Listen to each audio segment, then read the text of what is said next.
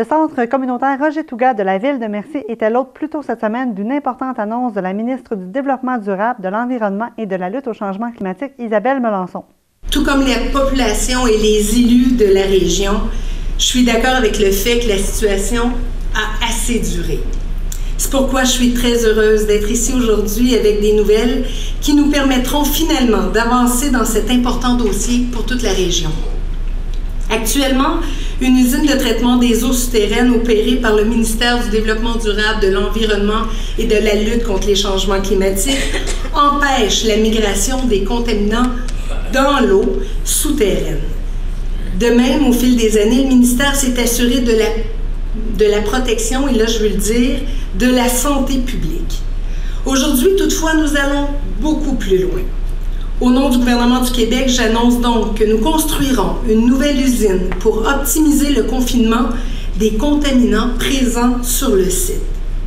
Pour ce faire, nous prendrons en charge la gestion des lieux et nous créerons un comité de suivi avec les autorités municipales concernées. Mme Melançon a profité de son passage à la ville de Mercier pour résumer les actions qui seront faites sur le site des lagunes de Mercier. Le ministère du Développement durable, de l'Environnement et de la lutte contre les changements climatiques entreprendra les travaux qui lui permettront de concevoir une usine dont les puits de confinement seront localisés au meilleur endroit possible et qui sera assortie d'une chaîne de traitement optimale, tenant compte des types de contaminants.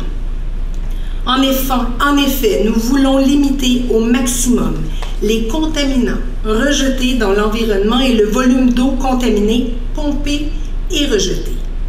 Dans ce but, le ministère réalisera, dès que possible, une caractérisation complémentaire des sols et du roc, ainsi qu'une modélisation exhaustive du terrain.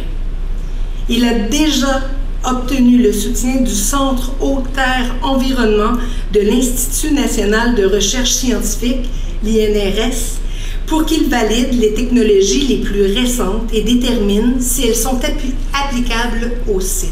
Son collègue et député de Châteauguay, Pierre Moreau, en a également profité pour détailler les différentes étapes à venir dans le dossier des lagunes de Mercier. Ma collègue Isabelle Melançon vous a indiqué les mesures que nous prenons. Je les résume.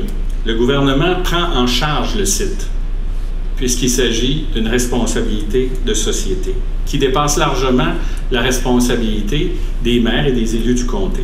Le gouvernement s'affirme. Nous y construirons une nouvelle usine, une usine plus moderne, une usine mieux localisée, une usine qui permettra de confiner de façon tout à fait adéquate la contamination qui s'y trouve. Nous misons sur la transparence en créant un comité de suivi à la demande des maires, de la mairesse de Mercier, du maire de Châteauguay. Et l'une et l'autre des municipalités pourront désigner sur ce comité des personnes qu'elles estiment nécessaires pour assurer le suivi de ce dossier. Plus important encore, puisqu'il s'agit d'une solution qui doit évoluer avec la science, nous créons un réseau de chercheurs spécialisés, non seulement au niveau national, mais au niveau international, et nous faisons de ce site une vitrine pour que la recherche et les meilleures technologies, ainsi que la meilleure science, soient utilisées sur le site en question. Lorsque nous avons élaboré le plan stratégique de la ville de Mercier 2015-2019, 3 objectifs environnementaux ont été très clairement identifiés. Le premier, s'assurer que soient mis en place des moyens de contrôle et de réglementation efficaces afin d'éviter l'ajout de contaminants dans notre environnement. Le deuxième, s'assurer de la mise en place de moyens et de ressources nécessaires afin d'éviter toute dispersion de la contamination dans la région. Et le troisième, le dernier mais non le moindre, s'assurer de disposer des moyens et des ressources nécessaires pour qu'un jour des solutions définitives soient trouvées et appliquées en lien avec la décontamination des lagunes de Mercier. Voici donc la piste d'opportunité qui se présente à nous.